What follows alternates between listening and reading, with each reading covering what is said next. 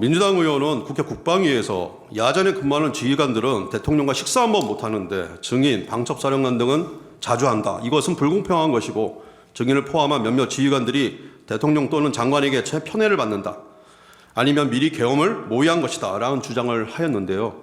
이는 전혀 사실이 아니고 선동하는 것이죠. 사실이 아니면서도 그 모임이 있는 것에 대해서는 저도 굉장히 불편한 건 사실입니다. 왜냐하면은 많은 장군들이 있는데 그것은 공평하지 않다라고 생각은 했습니다. 예, 알겠습니다. 이 자리에 계엄사령관 박안수는 참석한 사실이 없죠. 네? 예, 그 자리 모임 자리에 참모총장 박안수는 참석한 사실이 없죠. 네. 예. 비상계엄 발령 시에 당의 상황에 대해서 좀 질문드리겠습니다. 증인은 12월 3일 오전에는 당일 이제 계엄이 발생한 그날입니다. 오전에 일상적인 회의와 현장 지도를 하였고 오후에는 병원 진료도 하였고 또 이발도 하셨고 저녁에는 수방사 예하 5개의 사단장, 여단장 및 그 배우자들과 함께 매년 열리는 저녁 식사 자리를 가진 후에 8시 30분까지 그은 사람들과 차단까지 하였죠. 네. 그리고 귀가하셨죠. 저희 공관에서 제가 공관에서 하셨습니까? 2차까지 하면서 사진까지 찍어주고 보냈습니다. 그러다 보니까 마지막 모습은 제가 관사에서 설거지하는 상황이었습니다. 예, 알겠습니다. 그 퇴근해서 관사에 있는데 9시 50분경에 김영경 국방부 장관으로부터 전화가 와서 부대에서 대기해라. 잠시 후 TV로 대통령 담화문을 시청하라는 지시를 받은 사실은 있으시죠? 그냥 부대로 들어가서 대기하라고 하셨지 담화 얘기나 대통령 담화 얘기는 안 하셨습니다. 예, 알겠습니다. 증인은 계엄을 선포한다는 사실을 대통령 TV 담화로 처음 알게 된 것이죠? 네, 제가 무슨 상황인지 몰라서 통상 YTN에 보면 무슨 상황이 있으면 먼저 TV가 먼저 나옵니다. 그래서 YTN을 틀어보라고 하는 상황에서 곧 이어서 나왔던 것 같습니다. 예, 알겠습니다. 계엄 당일 증인의 행적을 보면은 예하대 지휘관들 및 그 배우자들이라 동반 부부 모임까지 하고 한 것을 보면은 대통령의 계엄 선포를 미리 알지 못한 것이 명백한 것으로 보입니다. 맞죠? 그 부분은 말씀드리기가 알겠습니다. 왜냐하면 다 연관이 돼 버립니다. 네. 예, 알겠습니다. 자, 증인은 2024년 12월 6일 계엄 이틀 후에 김병주 국회의원이 운영하는 김병주 TV에 출연한 바 있죠? 그렇습니다. 예, 김병주 국회의원이 먼저 인터뷰하자고 한 것인가요? 그것보다는 저희 부하들이 그 전에 아마 특전사령관이 아침에 그 부분에서 얘기하셨는데 제가 반대를 했습니다. 왜냐하면은 군인으로서 기본적으로 상관의 승인을 받아야 된다. 근데 나중에는 우리 특전사령관님께서 부하들에게 굉장히 미안해서 내가 꼭 이거 얘기해야 된다 하시면서 본인은 알아서 하시겠다 하더라고요. 근데 그게 나왔습니다. 그걸 보고 저희 부하들이 우리 수방사 그때 들어갔던 부대 우리 부하들의 입장에서 지휘관으로서 책임감을 가지고 해명해 줘야 되지 않느냐. 그래서 제 옆에 있는 주요 우리 참모들이 사실 이렇지만 꼭 오늘밖에 기회가 없을 것 같습니다. 꼭 사령관님께서 책임지시고 하셔야 됩니다 해서 그때 동의했습니다. 12번을 생략하겠습니다. 증인은 김명주에게 인터뷰하기 전에 사전에 어떤 질의사항이라든지 답변할 내용 그런 건 상의한 사실이 없죠? 전혀 없습니다. 예, 알겠습니다. 120호 중에 10 동영상 좀 재상해 주십시오.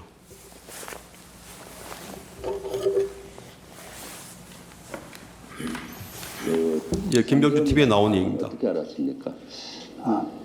저는 그때 이제 사안이 심각한 상황이 있다고 해서 YTN을 사무실에 YTN을 틀어놓고 있는데 갑작스럽게 대통령께서 긴급 담화를 하시는 마지막 가운데서 동시에 제가 봤습니다. TV를 보고 아셨다? 네네. 그래서 지통제지를 받고 그러면 명령은 언제 수령했습니까? 주요 지휘관 회의 BTC를 시작을 그렇죠. 했는데 그렇게 하면 주요 지휘관 하상회의를 먼저 시작했잖아요. 거기서 임무를 준 모양이죠. 아닙니다. 그 긴급한 상황에서 수방사령관은 먼저 자리를 떠서 출동을 해라 하셔서 제가 나오는데 어디로 출동하라고 지시? 거기서는 말씀하시고 별도 임무가 있다 이렇게 하셔서 나왔는데 이제 다시 통로 연락이 오셔서 저 국회로 가라고 이렇게 하셨습니다. 국회로? 네. 그럼 특임단을 보내라고 임무를 줬습니까? 그런 구체적인 건 아시고 국회로만 가셨는데 네. 저희는 소방사가 서울에 있는 국가중요시설을 담당하고 있기 때문에 국회도 국가중요시설입니다. 네. 그래서 사실은 그때 운영할 수 있는 부대는 항상 비상대기하고 있는 우리 이번에 있는 3호 특임부대였습니다. 특임부대에게 임무를 줬다고 하셨죠. 그럼 보내면서 임무를 준 것은 뭡니까?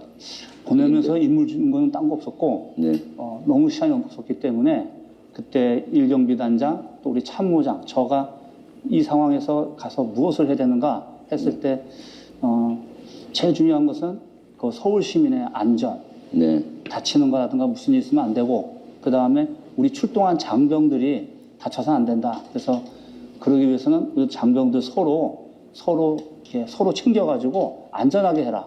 그러면서 참모장이 저한테 건의했습니다. 그러면은 이 장비 중에 총기라든가 이런 것들은 휴대하지 않는 게 좋겠습니다. 라고 얘기해서 타당하다 제가 얘기를 하고 그렇게 준비를 시켰습니다. 예. 아까 지금까지 쭉 말씀하신 내용 그대로 아마 인터뷰를 하신 것 같습니다. 정의는 대통령 계엄 선포 후에 국방부 장관 주관 화상회의에 참석했고 장관이 증인에게 나가서 출동 준비하라고만 했죠. 네. 예. 직후 장관이 전화로 증인에게 국회로 가라라고만 했죠. 국회로 즉시 출동하라고만. 예, 출동하라. 예. 국회로 가라는 말 위에는 구체적으로 국회 어디로 가서 어떤 임무를 수행해라 이런 지시는 없었죠. 네. 수방사는 비상 상황에서 서울의 국가 중요시설 72곳을 방해하는 것이 기본 임무고 국회도 그 중에 하나였죠. 네.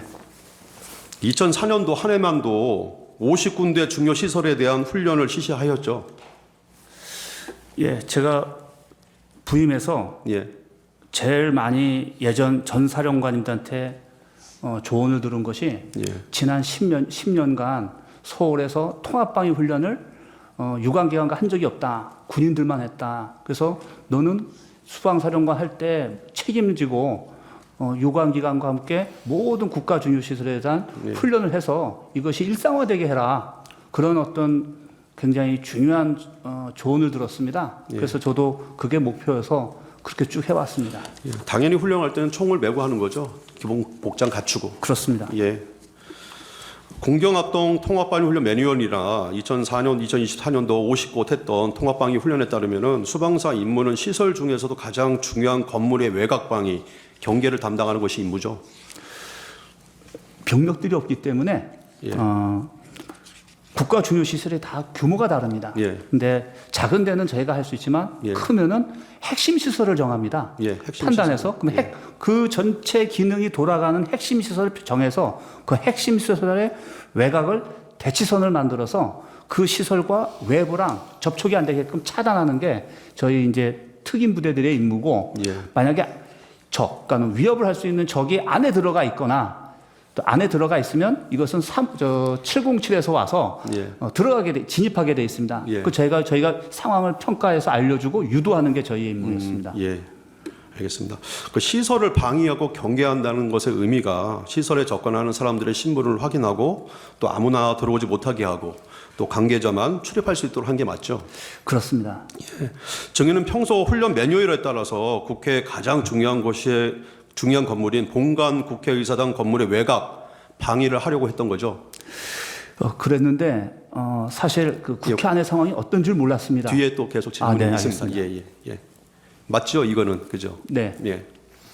그 배원 발령 후에 증인은 작계와 지침에 따른 국회 방호 임무를 수행하기 위해 병력을 국회로 보내야 했는데 부대 내에는 지휘관들이 모두 퇴근하고 없는 상태여서 그나마 바로 동원할 수 있는 5번 대기 조처럼 상시 대기하고 있었던 초동 조치부대인 3호 특임대 일부를 보내게 된 것이죠.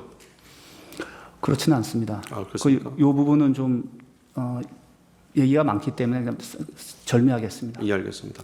그 출동 시에 장관이나 대통령으로부터 국회로 가서 국회의원들의 본관 출입을 막고 계엄 해제 요구 의결을 못하게 하라 이런 지시를 받은 바 없죠. 그런 출동 적은 시에 네, 예. 없습니다. 예. 저 125증의 10일 동영상 재생해 주십시오.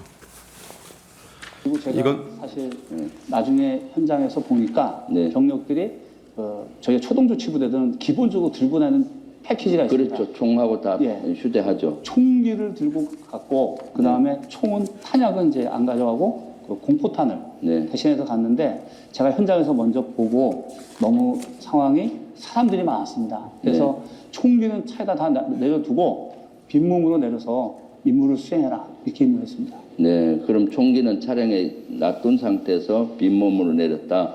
그때 임무 준 거 있습니까? 그때도 역시 제일 중요했던 것은 시민들 안전 지키고 그 다음에 장병들 그 임무를 잘해라. 그렇게 마치 잘해라가 표현 다 기억이 안 나는데 그 가서 그 원래 저희 기본 임무가 그 국가 중요시대랑 경계입니다. 외부로부터 들어오는 것을 통제하고 신원 확보를 하는 게 유사시의 임무입니다. 그리고 본청으로 간 걸로 알고 있는데요. 본청. 근데 그런 임무가 있지 않았기 때문에 네. 저희는 본청고 외곽에 있었습니다. 본청 외곽 경계를 담당했다. 예, 그것만 근데 그 인원도 너무 사람이 많아서 네. 인원 중에 한 40여 명 정도밖에 못 탔고 나머지는 것까지도 가지 못한 상황이었습니다. 아, 총 예.